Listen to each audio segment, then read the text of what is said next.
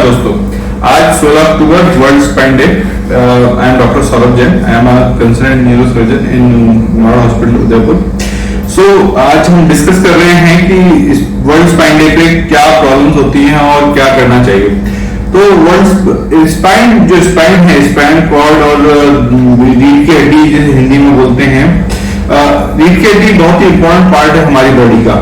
In fact किसी भी person के चरित्र के लिए भी रीढ़ की हड्डी का ही इस्तेमाल किया जाता है कि रीढ़ की हड्डी अच्छी है तो ये सब कुछ है, तो बहुत इंपॉर्टेंट पार्ट है। इसमें इसका ख्याल रखने के लिए सबसे इंपॉर्टेंट है कि हमें डेली आउटडोर एक्टिविटीज करनी चाहिए। काफी आज देखा गया है कि बहुत सारे आईटी प्रोफेशनल्स, इंजीनियर्स और कंप्यूटर पर काम करने वाले लोग काफी टाइम तक इनसाइड द हाउस रहते हैं, इनसाइड द ऑफिस रहते हैं, आउटडोर में नहीं जाते, तो उनमें स्पाइन की काफी प्रॉब्लम्स आ रही हैं। स्पाइन की प्रॉब्लम्स को हम मोटा मोटी 3 लेवल पे डिवाइड कर सकते हैं, 3 कैटेगरी में डिवाइड कर सकते हैं। सबसे important first one is traumatic, second one degenerative और थर्ड इज ट्यूमर्स। ट्रॉमेटिक का मतलब है किसी भी चोट की वजह से स्पाइन में इंजरी होना, जैसे कि रोड ट्रैफिक एक्सीडेंट, गाड़ी चलाते समय या गाड़ी रोड क्रॉस करते समय एक्सीडेंट हो जाते हैं। सेकंड रोड ट्रैफिक एक्सीडेंट, उसके बाद इंडस्ट्रियल एक्सीडेंट, जैसे कि फैक्ट्री में काम करते समय कोई मेजर ऊपर से गिर जाए या फिर कोई मेजर मशीनरी के नीचे आ जाए या कोई बड़ा आर्टिकल उसके ऊपर गिर जाए।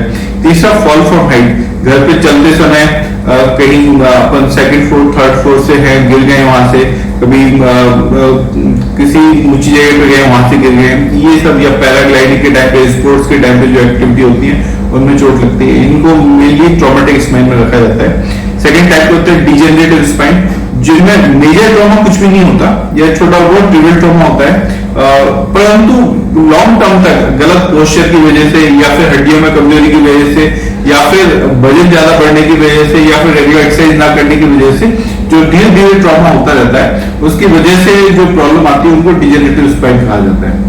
तीसरे तरह का स्पाइन है वो ट्यूमर्स, स्पाइन की डिजीज होती है, ट्यूमर्स होते हैं, वो एक डिफरेंट एस्पेक्ट है, उसमें बहुत कुछ हमारे हाथ में होता नहीं है, वो अपने आप डेवलप होता है। जब वो डायग्नोसिस होता है उसके बाद फिर सर्जरी ही उसका ट्रीटमेंट होता है। सबसे पहले डिस्कस करते हैं मोस्ट कॉमन डिजेनरेटिव स्पाइन का। डिजेनरेटिव स्पाइन में सबसे इंपॉर्टेंट चीज ये है कि यदि हम पोस्चर ठीक रखते हैं, रेगुलर एक्सरसाइज करते हैं, अच्छा खाना खाते हैं, calcium vitamin D3 proper time पे लेते रहते हैं, तो डिजेनरेटिव स्पाइन काफी हद तक रोका जा सकता है। बेसिकली हम देखें कि स्पाइन में 2 तरह की प्रॉब्लम्स होती हैं, एक तो बोन से रिलेटेड और दूसरा नर्व से रिलेटेड। बोन और डिस्क से रिलेटेड, नर्व से रिलेटेड। बोन और डिस्क जो है स्ट्रक्चरल पार्ट है, बेसिकली ये हमें बॉडी की स्ट्रेंथ देता है, हमें खड़े होने के टाइम पे बोन ही हमें सपोर्ट करती है, उनसे मसल्स अटैच होती है, वो मसल्स को सपोर्ट करने के लिए काम आती हैं। यदि हम काफी टाइम तक आउटडोर एक्टिविटी नहीं करते हैं या कैल्शियम इंटेक नहीं करते, स्पेशली दूध में जो कैल्शियम मिलता है कैल्शियम इंटेक नहीं होता है, तो विटामिन D3 और कैल्शियम की डेफिशिएंसी हो जाती है। विटामिन D3 और कैल्शियम हमारी हड्डियों को मजबूत करने के लिए जरूरी होता है।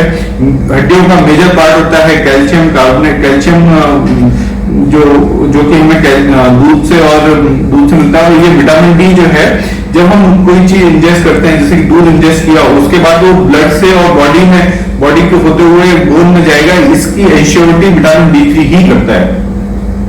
विटामिन D3 जैसे बहुत कॉमनली हमें अवेलेबल रहता है सनलाइट में, जैसे हम जाते हैं तो सनलाइट में अल्ट्रावायलेट रेज होती हैं, जो मिनिमल अल्ट्रावायलेट रेज आपके बॉडी के अंदर जाती हैं, बॉडी सबक्यूटेनियस फैट में जाती हैं, और वहां पे जो ऑलरेडी जो सबक्यूटेनियस फैट होता है उसको कन्वर्ट करके विटामिन D3 में कन्वर्ट करती है। इट्स वेरी इजी, लेकिन इसके लिए डेली सनलाइट में जाना पड़ेगा। दूसरा कैल्शियम बहुत सबसे अच्छा सोर्स है अपना दूध, मिल्क बहुत अच्छा सोर्स है। मिल्क मैक्सिमम बच्चों में जो हड्डियां मजबूत होने के लिए होती है, तो पूरी दुनिया में ये दिक्कत है कि बच्चों को दूध पिलाना ही पिलाना है, नहीं तो वो बड़े नहीं होंगे, उनकी हड्डियां कमजोर हो जाएंगी। तो बहुत अच्छा सोर्स है और बहुत सारी चीजों में मिलता है, सारे मिल्क प्रोडक्ट्स में कैल्शियम होता है, दही है, छाछ है, इनफैक्ट पनीर, योगर्ट, इन सब में कैल्शियम बहुत भरपूर मात्रा में मिलता है और बहुत इजीली अवेलेबल होती है ये चीजें। थर्ड थिंग, हड्डियां बड़ी ही इंपॉर्टेंट पार्ट है, ये स्टैटिक स्ट्रक्चर नहीं है, ये डायनामिक स्ट्रक्चर है। डेली इन हड्डियों का डीमिनरलाइजेशन और मिनरलाइजेशन होता है, मतलब डेली हड्डियों में से कैल्शियम निकलता है और वापस कैल्शियम जमा होता है। तो यदि हम एक्टिविटी करते हैं, यदि हम स्पोर्ट्स करते हैं या सिंपल वॉकिंग करते हैं या रनिंग करते हैं, तो हमारे डेली का जो मिनरलाइजेशन है वो ज्यादा होगा, डीमिनरलाइजेशन कम होगा, इससे हड्डियां मजबूत होंगी। यदि हम बैठे रहेंगे, दिन भर बैठे रहेंगे या बहुत मिनिमम फिजिकल एक्टिविटी करेंगे, तो ये जो डीमिनरलाइजेशन है, जो हड्डी से कैल्शियम निकलना है, वो ज्यादा होगा और वापस डिपोजिशन कम होगा। तो यदि हम देखेंगे तो लॉन्ग टर्म में यदि हम डेली का कुछ 1% भी आपका मिनरलाइजेशन कम हो रहा है और डीमिनरलाइजेशन ज्यादा हो रहा है, तो after long time, after few years, काफी हद तक आपकी हड्डियों को कमजोर कर देगा। इसके अलावा एक और इम्पोर्टेंट पार्ट होता है जब फीमेल्स में मेनोपॉज के बाद, मेनोपॉज में जो ऑस्टियोएस्ट्रोजन होता है, वो आपके हड्डियों में कैल्शियम बनाने के लिए, कैल्शियम को डिपॉजिट करने के लिए रिस्पॉन्सिबल होता है। यदि मेनोपॉज होता है तो कैल्शियम की कमी हो जाती है, उस केस में कैल्शियम विटामिन सी ज्यादा लेना चाहिए।